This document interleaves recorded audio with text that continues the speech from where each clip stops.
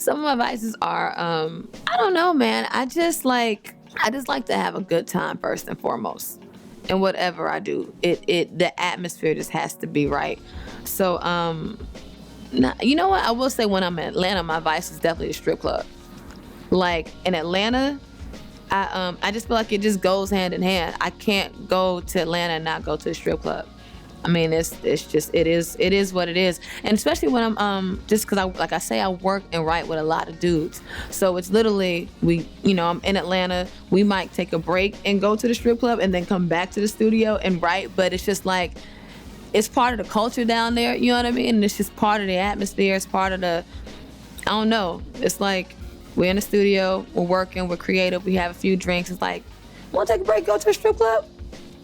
All right, bet, let's bounce. So that's, I will say in Atlanta, my vice was probably a strip club. My first time going to the strip club in Atlanta, I went, I'm not gonna lie, I went with my ex.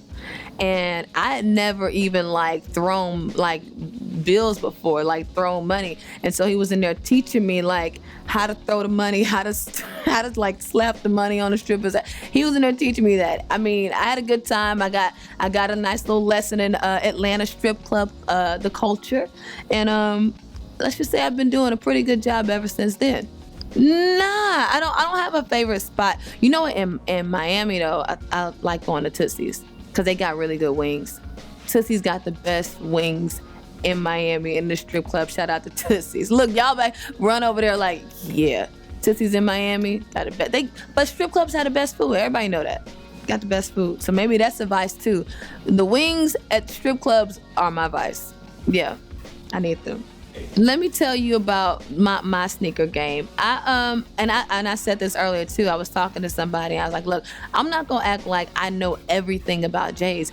I'm very much so like a girl when it comes to it. I'm like, okay, so I like those because they make my legs look thick, and when I wear my shorts, like my booty shorts, it make me look like I got a whole lot of body. So the other day, I think I had on some 10s. But I had them on with some shorts, and the way that they cut at my ankle, make your leg, look shaped all nice and make it. I like thigh meat, okay? So when your thigh meat look good with the J, I know y'all know what I'm talking about. When you see a girl in a nice pair of J's and a nice pair of little jean shorts, yeah. So that's how I judge my J's. I'm learning about, I'm just now learning about the numbers and all of that type of stuff. But I just love how they look, how certain ones look on women. I think it's super sexy when you got a girl they say get you a girl that can do both. When you got a girl that can rock a pair of heels, that's nice. But when you got a girl that can rock a pair of J's and a pair of nice little jean booty shorts, show that thigh meat off, it's nice too. Outside of J's, you know what? I like Stan Smiths. I like Adidas. I really like Stan Smiths. I like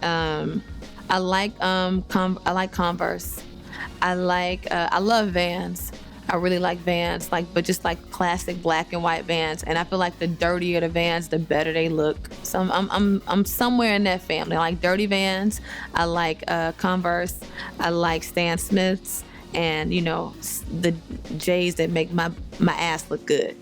You know what my biggest pet peeve is with the industry, and I say this all the time. I feel like in sports, if you, let's say in basketball or in sports in general, if you can shoot a ball well, if you can dribble well, if you can throw a football however many yards, if you can run extremely fast, whatever the case may be, if you have the goods in sports, nobody's gonna say, oh, I don't like the way his shoes look, so he doesn't have the job.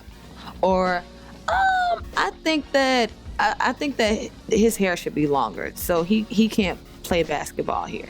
Or I think that he's a little bit too dark skinned, so he can't play baseball here.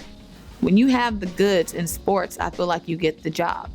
And what my pet peeve with music is, I feel like sometimes it's not based off of just talent. And I understand this is the entertainment industry. I understand that, but I really do.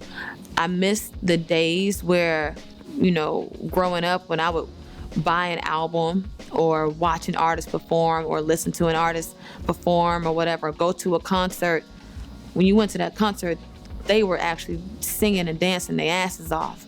If you listen to an album, their album actually had a concept to it, and it actually made sense, and the lyrics were amazing, and the musicianship was amazing. And I just feel like that's my pet peeve with the industry right now, is that I feel like the standards have been lowered, and that does bother me, because I still care about stuff like that.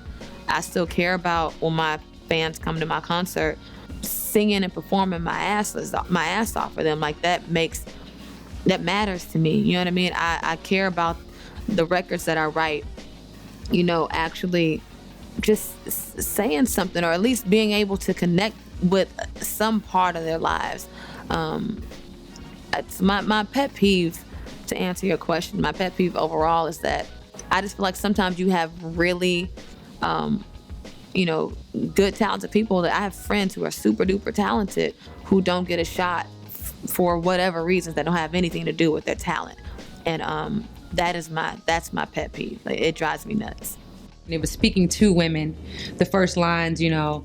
And so by the time we got to the hook, the first melody that I came up with, I'm like that. I just am very spontaneous on the spot, and I just, on my way, on my way, on my way around, on my way, on my way, on my way around. And his eyes lit up, and he's like, yo. He was able to narrate everything that I sung through dance, and I always respected that.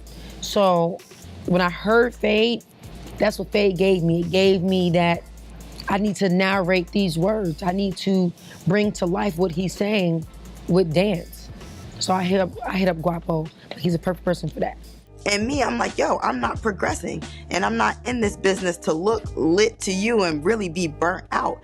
And so I made a decision just to quit my job, and I got on a plane, went to LA, sold everything in my house, said fuck it. You got to be good at what you do, because that's what's gonna back it up at the end of the day. That's all that matters. Just stay hard, grind. You got to grind like the boys do. They stay in the studio for days. I do 12-hour blocks in the studio now. Like, you got to have that hustle.